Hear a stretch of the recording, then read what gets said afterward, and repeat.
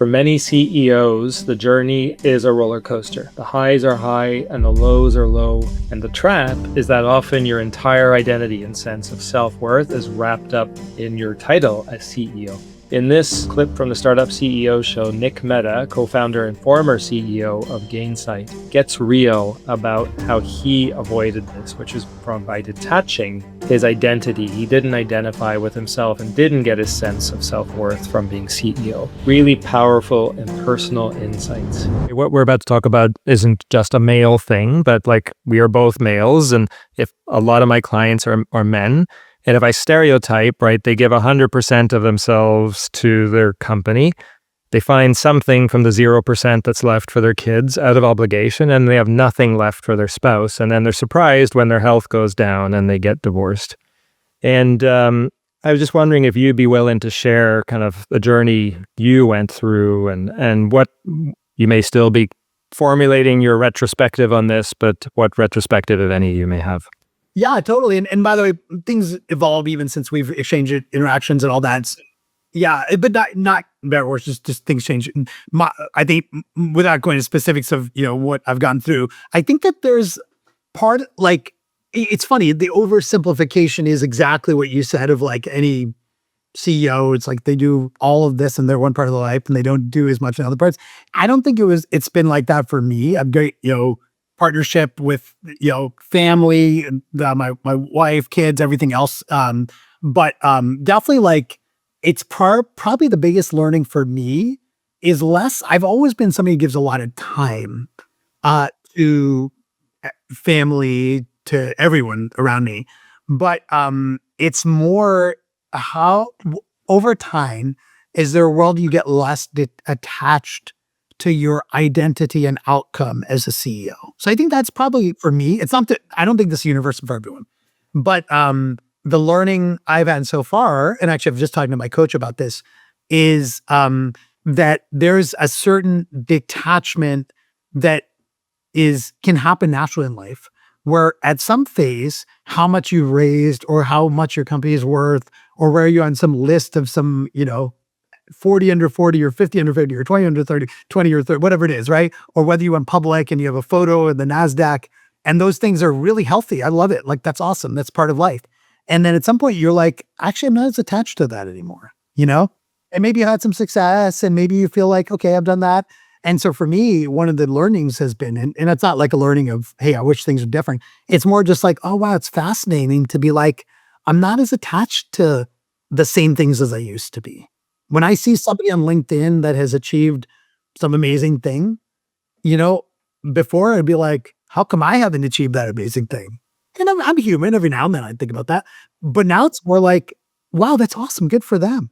Like, that's fun. The thing that gives me joy now is just like being there for my family, for other people. That's like the thing that gives me joy, So yes, it's been all kinds of ups and downs of many parts of my life for the last few years outside of work.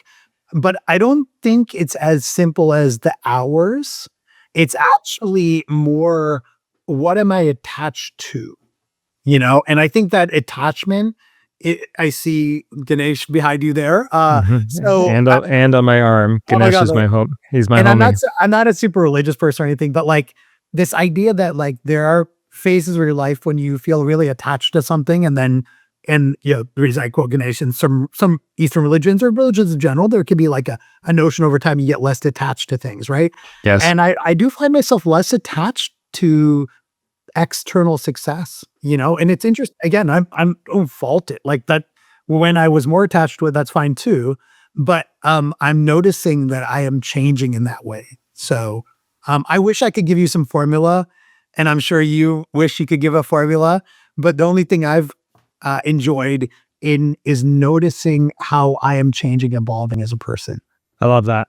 What I tell folks is like, when we're in our companies, they're all encompassing. You feel like nothing else matters. Like when I was at FreshBooks, I had what I call fresh mares, where I was just like dreaming about work at night. And it was so prevalent, I just kept a notepad by my bed because I was solving business problems at night. But now it's in the rearview mirror. Totally. And Gainsight has been around for many years, but still a minority of your life. right? And then, you'll be here, you sold it in 2020, you must be still enjoying life because you're still there, but at a certain point you won't be. And I don't know, when you're taking your dying breath, Gainsight will be a chapter or two at most. It won't be your life. So a big part of what I try and encourage my CEOs is just like to zoom out and have that broader perspective. Like I literally wrote my obituary in 2021, just to like help me have that more long-term perspective. Oh, so much to say about that. This is where I really get engaged because I love philosophy. And like, I think there's an element where it's a question of, can you hold two conflicting ideas in your head? Can you be like, I am so obsessed with Gainsight or whatever you're doing, and also realize, yes, eventually that will go away. Eventually Amazon will be gone and Microsoft, Google, and all the things we know, right? They will all be gone, or in some other form that's less relevant than they are today. And maybe they'll come back and maybe they'll go away. And, there's if I could if I could wish everyone in the world would read 20 lines of poetry, it would be this poem called Ozymandias. I don't know if you know it or not, but it's by Shelley. It's a poem from, I think it's like the 19th century or early 20th century.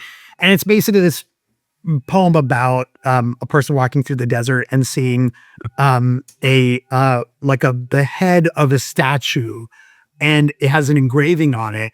And the engraving is like a statue from a king from thousands of years ago that talks about how powerful he was. I'm not doing it justice. You really have to read it. But the idea is that the head's fallen off in the sands of the desert, and basically the rest of the statue's gone. And the idea is like, yeah, it's all going to be gone eventually, right? And so how can you both hold in your mind that like, I'm going to be all in on whatever this thing is, whether it's my company or my family or my life, and also accept that, yeah, eventually those things do fade away, right? They do. And can you hold both ideas in your head at the same time? For me, I try to. Hey, thanks for listening to the Startup CEO Show. If you'd like to connect with me, be sure to visit my website at markmacleod.me or follow me on LinkedIn at @themarkmacleod or Twitter at @markmacleod_. And if you want to tune in again next week, be sure to subscribe on YouTube, Spotify, Apple, or wherever you get your podcasts. We'll see you next time.